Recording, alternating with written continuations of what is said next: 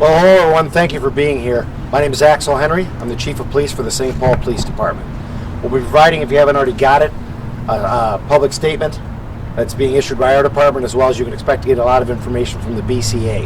But again, I want to remind everybody, this is a new and active scene, and it is not our investigation, so they're going to be limited on what I'm going to be able to tell you and some specifics. I will tell you that just before noon today, our officers were called to a domestic violence call involving a man with a firearm who had apparently pistol whipped a person in the house with that gun and also fired that weapon inside that home. When our officers arrived, they began collecting evidence and taking a report. Apparently at that time that man had left with a very small child. We put out a description and began to look for that party, and a short time later, approximately 5 or 6 blocks west of that location, in a more commercial area that includes several grocery stores and businesses, a man matching the description with a very small child was reported to have gone into the Aldi's supermarket, which was occupied with a lot of shoppers doing grocery shopping. Our officers went inside that location and did indeed locate a person in there that matched that description.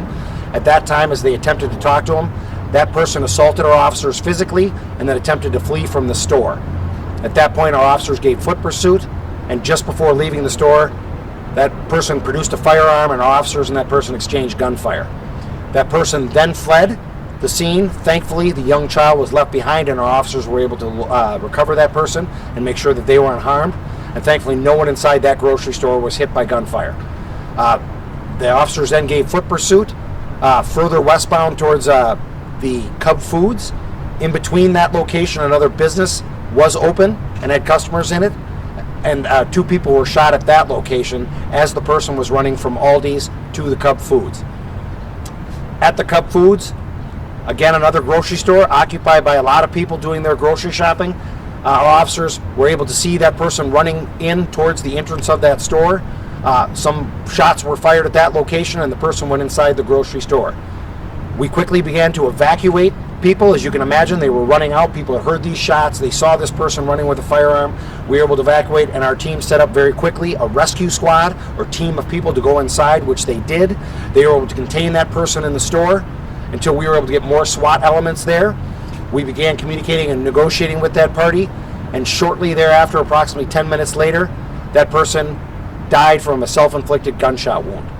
Because of the serious nature of this crime and the vast locations, multiple places where this happened, we have asked that the BCA come in and investigate this for us. I first and foremost want to extend my thanks to the BCA for helping us out in this manner. I'd like to also extend my thanks to the multiple law enforcement agencies surrounding us that reached out during this active shooting and this active shooter threat, offering their assistance. And most importantly, I want to thank the men and women of the St. Paul Police Department who behaved in a way today that was incredibly brave and responded and clearly stopped something from being way, way worse. I don't think it's wrong to say it's a miracle we don't have greater injuries or deaths on this case today. I also want to give a special thanks to the people who live and shop and recreate on the east side. There were dozens and dozens of people out at all of these locations, and they responded heroically. They got out of the way. They listened to the commands of officers trying to direct them to keep them to safety. It is sad that we live in a world right now where active shooters and violence like this can happen at this level, but our community responded in a very heroic fashion themselves. But again, I cannot say enough about the work that the men and the women of the St. Paul Police Department who responded to this in real time did. And with that, I'll turn it over to the mayor. Thank you, Chief. And I just want to echo exactly what the Chief just said. This is one of the most terrifying days that I can remember, one of the most terrifying sequences of events that I can remember in a very long time.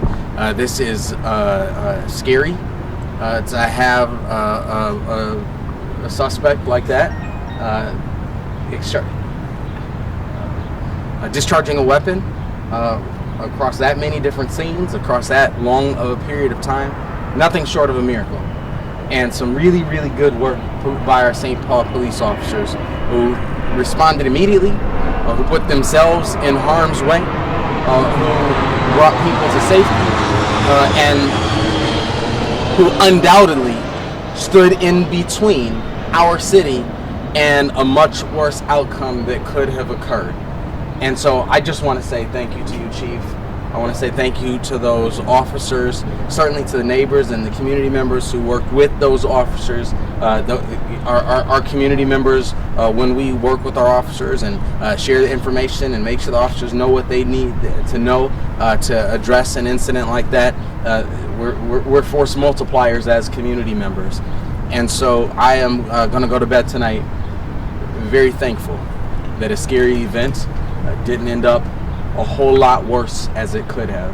I'm going to go to bed tonight very, very thankful for the bravery, for the heroism, and for the courage of a large number of St. Paul police officers who, in the face of danger, did exactly what they've been trained to do, put themselves in harm's way to ensure that our community members would all be able to go home and be safe at the end of the day. This is a day that could have ended up a lot differently than the conversation that we're having right now. We've been having conversations. The chief has been telling us for a very long time that we'd rather prevent a gunshot wound than solve a homicide or solve a crime. And so this is all in as a part of our work to eliminate gunfire in our community, to demonstrate to our community members that we don't accept it. We don't accept it in any neighborhood, in any part of our community. We don't accept gunfire. We don't accept gunshot injuries. We do not accept illegal gun activity in our community. And I think our officers did a heroic job today of demonstrating just how seriously we take our job of keeping our community safe. Thank you, sir. Again, let me just remind you that obviously we've asked the BCA, or the Bureau of Criminal Apprehension, to take this investigation over. So they are the lead investigative unit on this. I imagine as the days unfold, we'll learn more information. So I will take a couple of questions, but keep in mind I'm very limited in what I can answer because we are not leading this investigation. We have turned that over to the Bureau of Criminal Apprehension. No, Chief, you said that police exchanged gunfire with the man at Aldi's and in the parking lot of Cup Foods? That's what it appears to be at this time, correct? But not inside Cup Foods? That's correct. That's what it appears to be at this time. What's the condition of the people who were shot in that place in between the two grocery stores?